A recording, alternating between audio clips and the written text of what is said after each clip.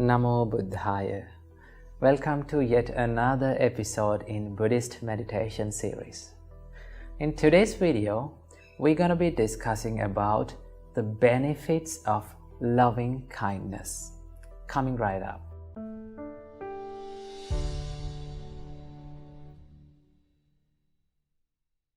So remember, there are so many benefits that we can gain by practicing the mind of loving kindness.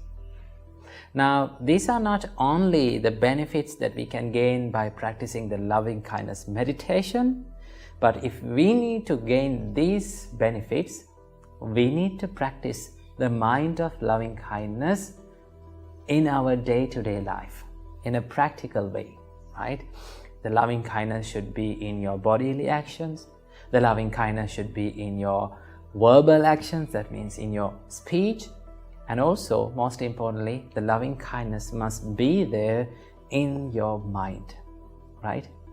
That is the most important thing, because when you practice the thoughts of loving kindness, automatically your actions, your words will be more lovely and more kind, because it is the rule of our life. Our thoughts become our actions and our words. Our words and actions become our habits, and our habits becomes our character, and the character determines our destiny. So what we need to do is we need to generate and we need to cultivate more lovely and kind and compassionate thoughts in our mind. The more we cultivate these loving kindness thoughts inside our mind, our life will be more peaceful. So our great teacher, Supreme Buddha, taught us there are 11 benefits that you can gain by practicing the mind of loving kindness. Now, this is a special discourse that was done by our great teacher, Supreme Buddha. You can find this sutta in the Numerical Discourses of the Buddha, the book of Numerical Discourses of the Buddha, the Anguttara Nikaya. And you can find it in the book of Levens.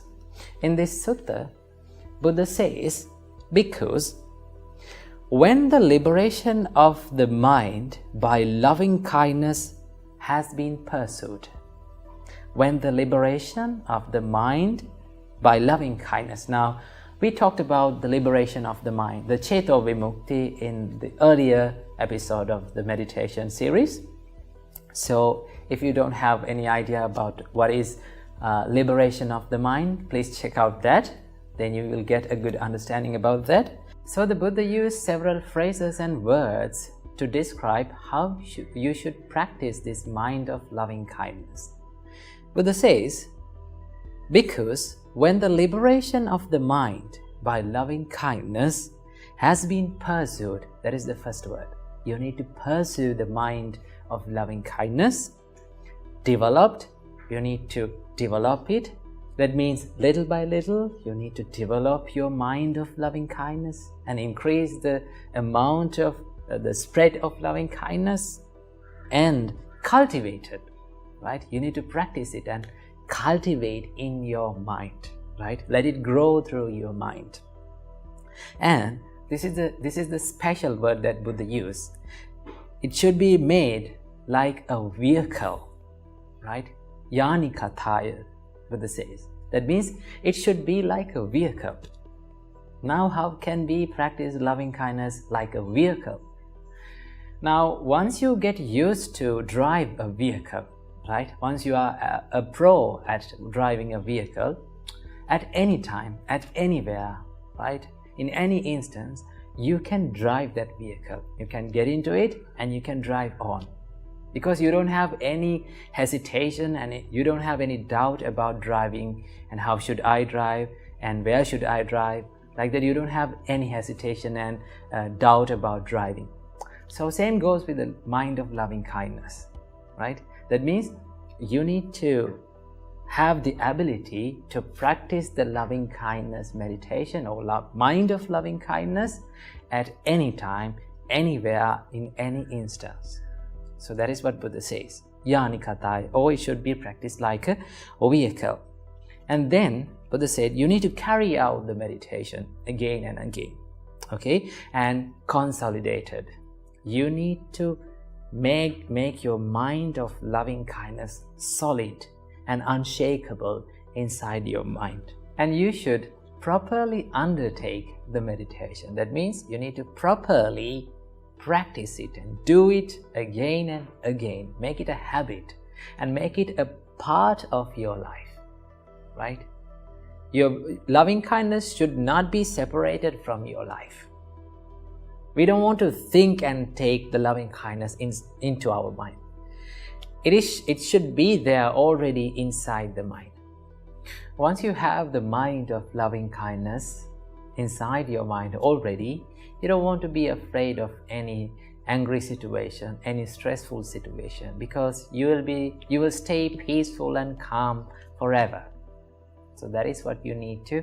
These are the qualities that should be there inside the mind of loving kindness. And once you develop these qualities, and once you develop such a mind of loving kindness, you will gain 11 benefits out of it.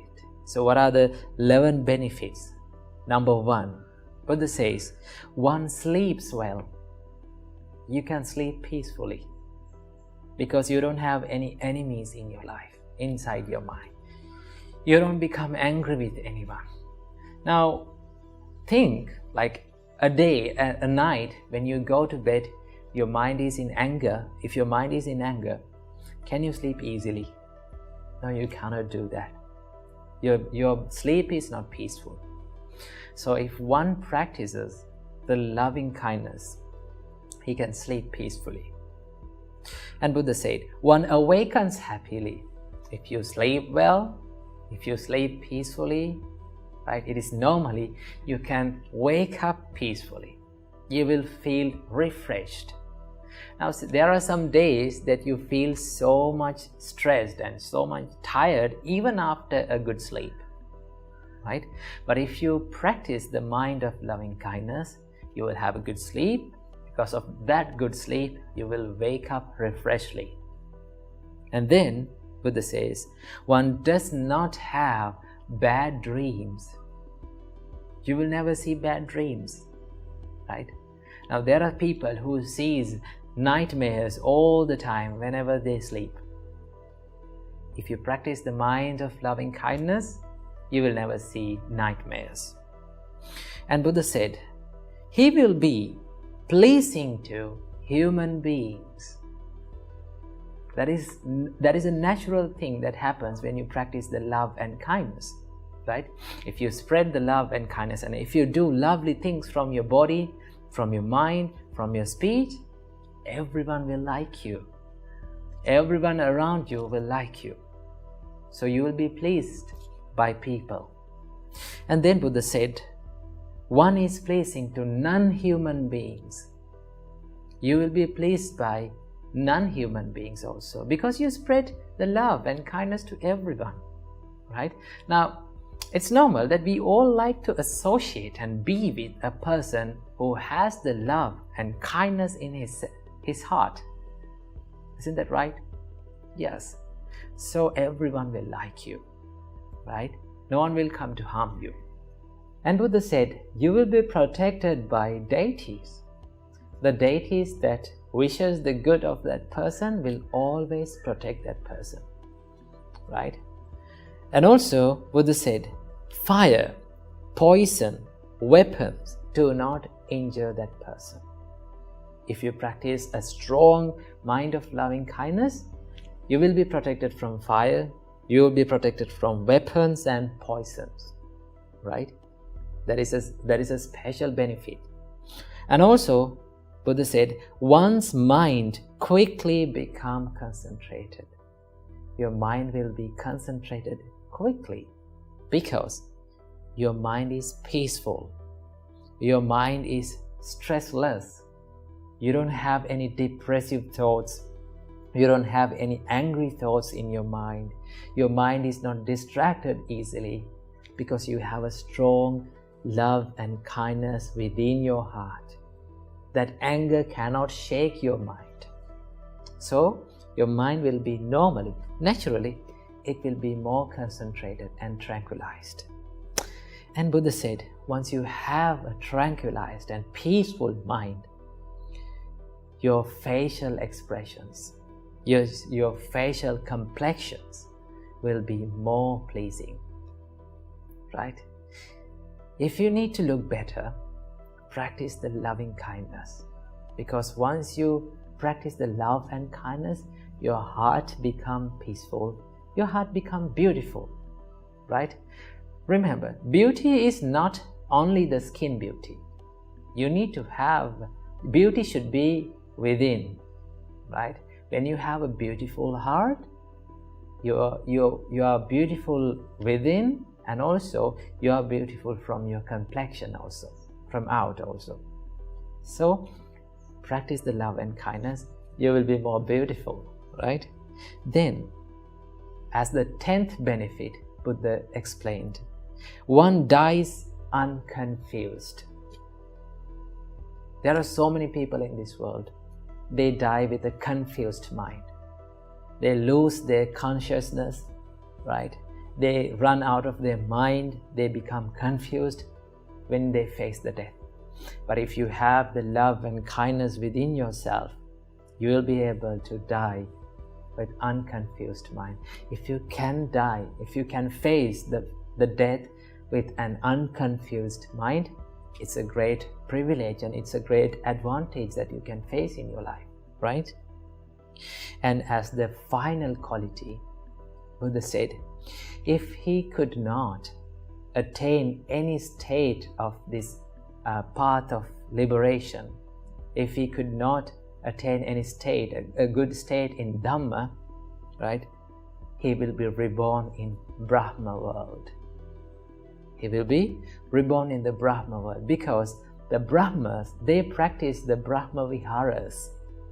Brahma Viharas means metta, the loving kindness, karuna, compassion, then mudita, appreciative joyfulness, and upekkha, the equanimity. These are the 4 Brahma Viharas. So if you practice these 4 Brahma Viharas and these 4 sublime thoughts in your mind, your next life will be a peaceful one. So these are the 11 benefits that we can attain by practicing the mind of loving kindness. To practice the mind and to establish the mind of loving kindness, remember, we need to practice the loving kindness meditation, because in that meditation we cultivate, we mean and we feel the love and kindness, we spread the love and kindness to ourselves and to the others. So these are the 11 benefits that you can gain. So practice the mind of loving kindness, practice the meditation of loving kindness, and enjoy a peaceful life. Namo Buddhaya.